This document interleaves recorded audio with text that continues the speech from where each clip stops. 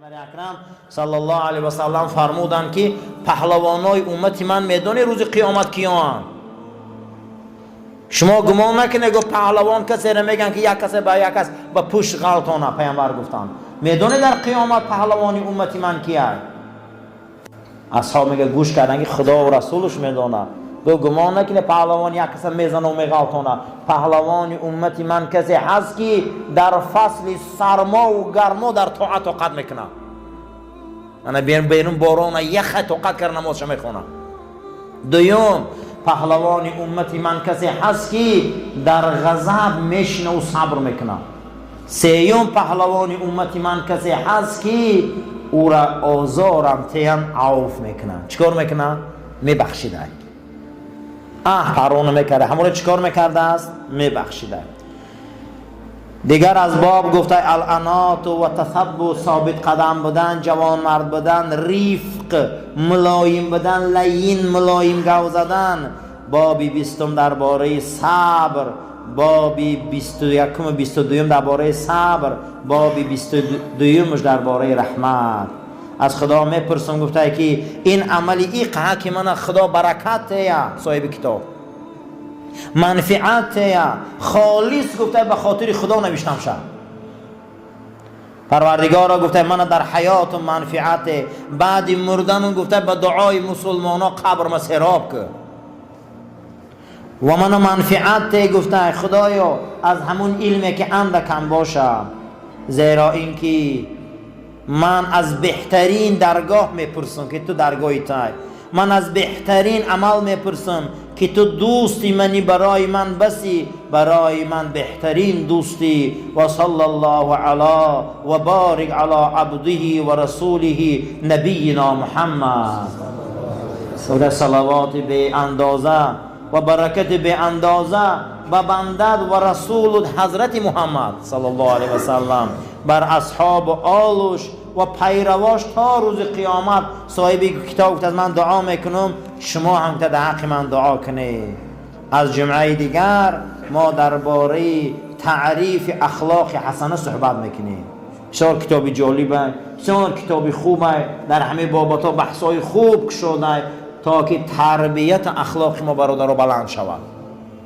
برای که اخلاقمون ضعیفه، اخلاقمون خیلی ضعیفه. پیامبر صلی الله علیه و سلم فرمودند که من میترسم ای مسلمان گفت ای امتام میترسم که پگه همین شریعت جمع کنم بیارم فقط در نماز مونم. خود همین شریعت چی جمع شده گه؟ نماز میخونه تمام همین تمام اعمال رذیله را میکنه دیگه. زبان بد، رفتار بد، کردار بد، دزدی، غارتگری، تمام اعمال هسته دیگه نمازش میخونه. پیامبر گفت من میترسم از امتم که پگه همین دین جمع کنن در نماز بیارم مونم. ببینیم که دین اخلاقه، دین تربیته، دین چقدر گپا داره. اینا رو هم باید رسونیم. خداوند قوم ظالم برابر قوم جاهل در قرآن وصف کرده گیه. چی ظالمی چی جاهل؟ جاهل نادان و ظالم که زگه ایرم کمی برو. اینم هر دوش جهنمی گفته. کیا پیغمبرا رو غم دادن؟ جاهلو. کیا بدبختن؟ جاهلو. کیا احمقن؟ جاهلو. قرآن میگه سرا پرده قرآن فقط مردم احمق و ابله جاهل میگه.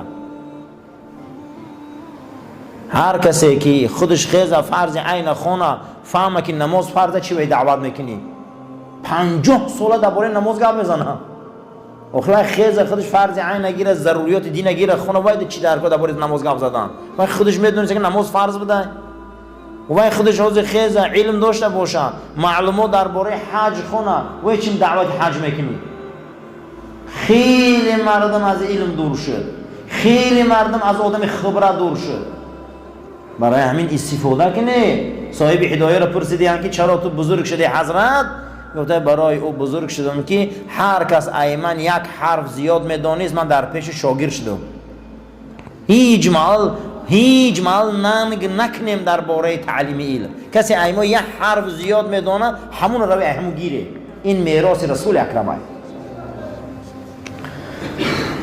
باب 17 درباره انزال مردم منازلهم قدر یک آدم دانی عزیز هر آدم پیغمبر صلی الله علیه و سلم گفتن که در معرکه ها ای مردم منزلت تون دیده شینه یک آدم هیچ منزلت نداره ای بری بالا میشینه و میگن بیچاره در بیرون میکنن هر آدم در منزلتش دیده شینه منزلت دیده شیشتن در کورای برای همین مذهب ما صحیحش حضرت امام میگه که در فقهش حضرت امام ابو حنیفه صف یکم ده آدمای دانشمند و علما بیان استن ریشدار و سالدارا استن صف دوم ده غیر اینا استن صف سوم ده میگه با جوانا استن صف چهارم ده میگه کودکا هستن صف پنجم ده با زنکا استن این منزلت جدا میکنه این منزلت عزیزا آدمای آدم فرق دارن منزلت شناختن در کاره کسی موی سفید حرمت نمیکنه پیامبر گفته امتی من نیست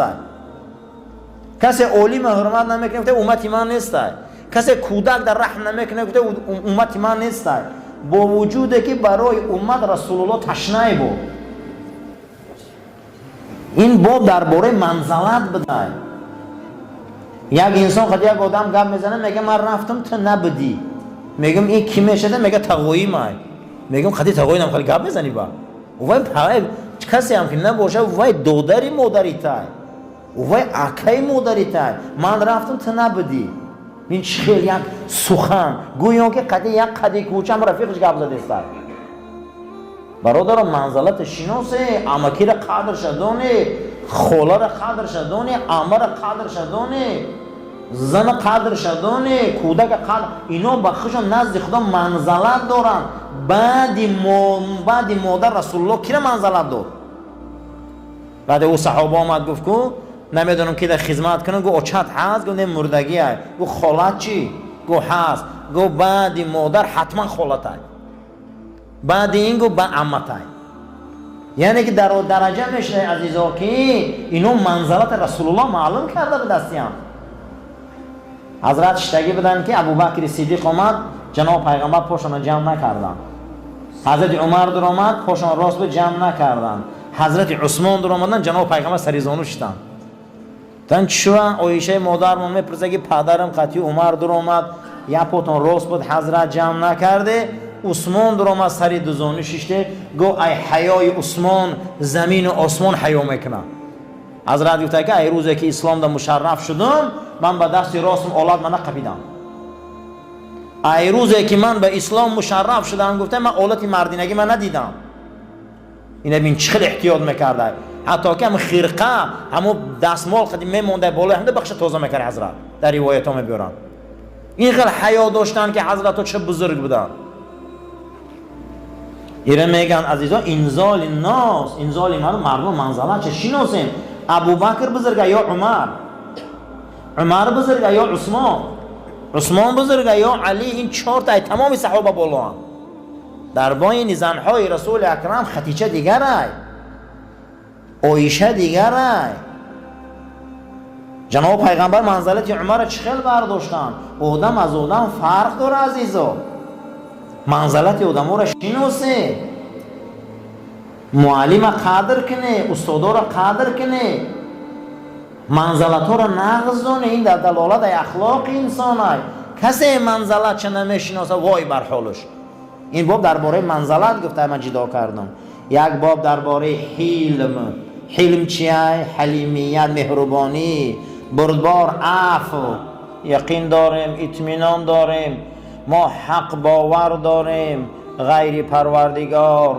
خدای وجود نداره و خدای حقه که به خودش مثل مانند و شریک نداره و نشهد ان محمدا عبده و رسوله صلی الله علیه و سلم و یقین داریم اثبات میکنیم حق ایمان داریم که محمد بنده خداست و رسولی اوست و آخران پیغمبر در زمین آمد جناب پیغمبر گفت داستانی من مثل یک قصر هست که به در و تیریزه هست قصر تیار شده و اما در و تیریزه نداره من برای این قصر مثل در و تیریزه آمدم گفتند این قصر همه پیغمبرها و دین خدا هست اما در و تیرزه همون قصر من آمدم قصر محکم کردم. یگان قصر خانه بدر تیرزه میشه و رسول اکرم صلی الله علیه و سلم شریعت عثمانی در تیرزش بدیان. همه پیغمبر آمدن گفتن رفتن قصر بنیاد کردن، حضرت آمدن شریعت قلف و کلید کردن. من نمیشه که همین مسجد به در تیرزه باشه. یگان اونجا هیچ امکانیت نداره. ای عقلم بیرون ای منطقم بیرون ای علمم بیرون ای شرعم بیرون که خانه باشه و در نداشته باشه. برای همین جناب پیغمبر در و تیرزه قصر انم شریعت خدا آمدن، همه را محکم کردن. رسول اکرم صلاحیتشون فهمیده چی هستن؟ اگر در قدی تیرزه نباشه همین خانه هم بینو در آمدن میگیره، همه چیزی ضرر رسان در آمدن میگیره. پیغمبر آمده است اما قصر محکم کرده دین خدا را که من آمدم در این قصر و تیرزه هاش هستم. هزار بار شکر که امت رسولیم.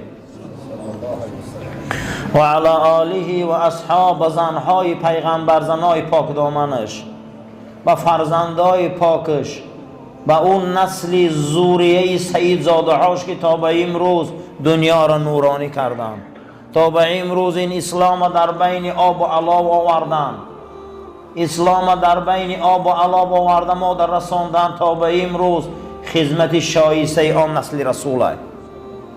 چه در ملک هند، چه در ملک افغان، چه در ملک آسیا و چه در ملک اروپا و چه در ملک افریقا خدمت اساسی را نسل رسول اکرم کرده گه.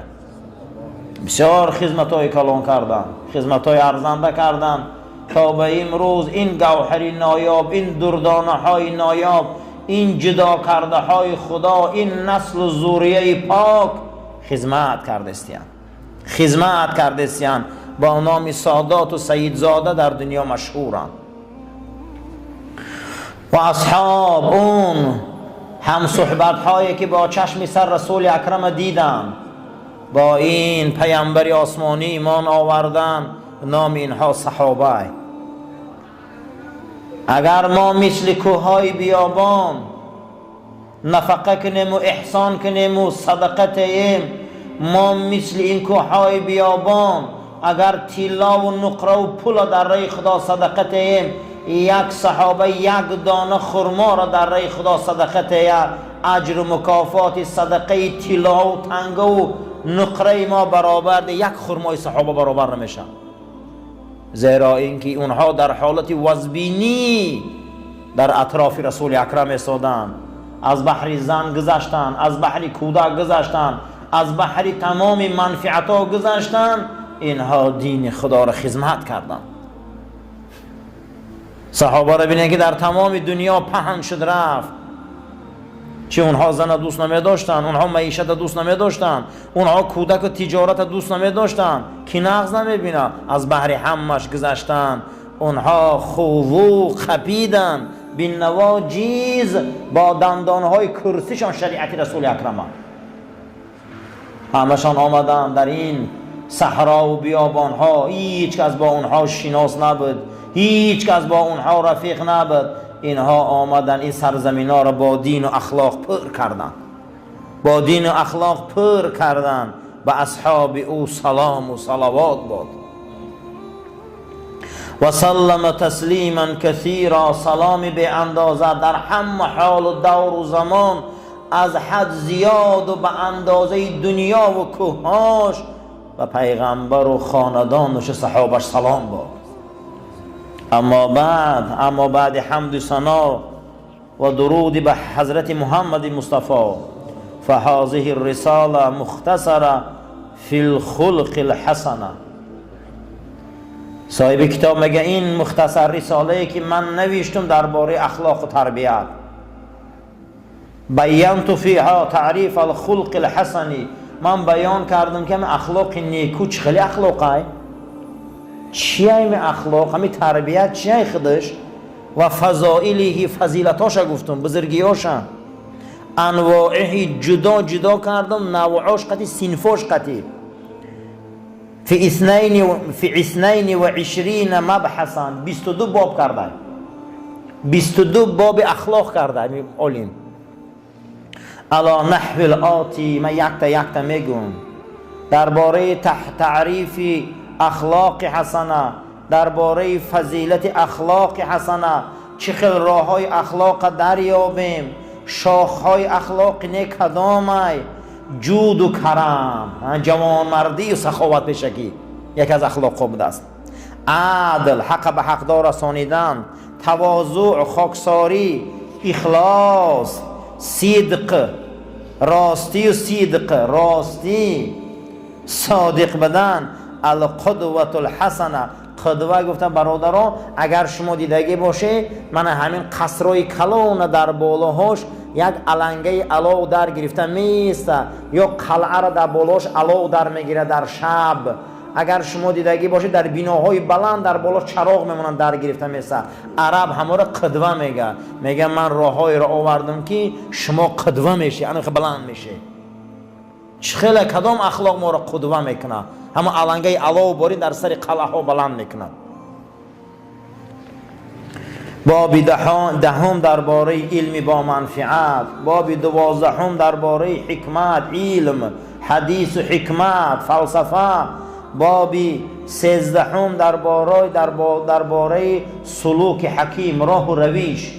امروز فرعون هم میبیا طرف مردم مصر میگه که من شما رو هدایت نشان میتیم، سبیل الرشاد، میگه چی انقوای موسی میری؟ من شما رو هدایت میکنم و من شما رو هدایت. فرعون هم دعوا میکنه که من شما رو هدایت نشان میتیم، اما میگه راه های هدایت من در شما در اینجا گپ میزنم.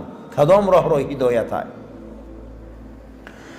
باب 14 استقامت، زندگی کردن. چه زندگی این؟ کدام زندگی؟ من یک برنامه های آوردم، میگه این عالم که من استقامت برای شما نشان میتیم که شما چه استقامتی در دین کنه، چه استقامت در حیات معیشی کنه، من شما رو میگه نشان میتیم. باب 15 درباره تجربه ها و از آدمای با تجربه یادگیره. خبره چی میگن؟ آدمایی که بحر علمن، روی با چارزانو در پیش آدمای عالم شینه، ایوه یک چی یاد گیره. قسم به خدا کو یک آدم ها 20 سال قدی یک عالم جورن یک چی نمیدونه. این خیال میکنه که هدایت چیزی آسانه، فقط همه جورگی کرده، قدی نان خورده، چای خورده، اما همین علم امو را نگرفته. ما بسیار داملا و عالم ها را میداریم زناشون جاهلن، 50 سال 40 سال زنشن که قرآن خونده نمیتونه. این هدایت آسان نیست برادرو. هدایت ای قفاش میشی. ایا خاندان یک از عالم میبره، دوتاش عالم پس مونده، همون از این دور میبروین. این هدایت آسان نیست. این مردم خیال میکنه که هدایت چیزی آسانه. بسیار همین علما را فرزنداشون علم دارن، حتی خانانگیاشون علم دارن. چی با ای قفای علم همون انسان و حکمتش نیستن.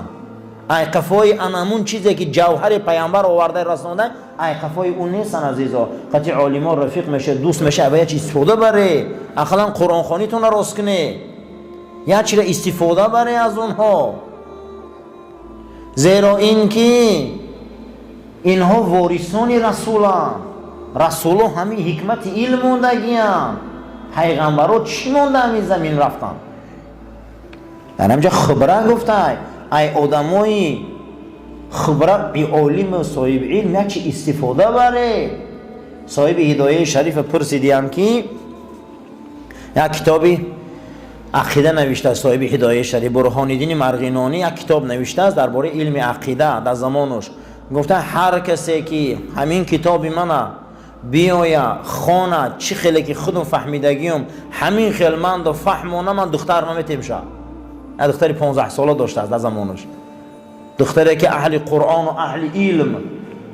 یکی از همون زمان طالب علماش در خوارزم وقتی همین عقیده را میخونه شرط شد در پایان میمونه، میگه کسی همین کتاب بیاره من در خوشرو فهمونه چی خیلی من فهمیدگیم علم میفهمه که در علمی نکشه. میگه من دختر ما توفه میکنم که دختری من 15 دیو از تمام علم خبر داره.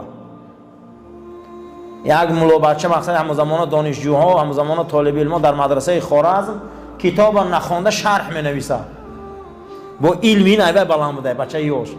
وقتی میبیاره این شرح او را میخونه حیران میشود. بعد از او میگه ای حضرت امام ابو حنیفه گفته بود است که حضرت امام علم در کی ای؟ گفته علم در همه. هیچ معنی نگه که علم در یک آدم ای و میبره دخترش در عمود مقصد دیگه همون زمان طالب میتیه. هر کسی را که تو دادی هیچ کس او دادگی تر از او گرفته نمیتونه. هر کسی را که تو هدایت کردی هیچ کس او را بدبخت کرده نمیتونه. اما هر کسی را که تو ندادی دنیا را هم تیانش هیچی هست. اگر هر کسی را که تو نخواندی به سوی خودت هزارها هزار پیامبر آمدن اما مردم به هدایت مرد. از صدها و هزارها منبر با 100 زبان دعوت دین خدا بلند میشه و اما بینن که کوچه ها پر از فاسق و فاجر با. یعنی که اگر خدا در دل ناندازه خینده برادران.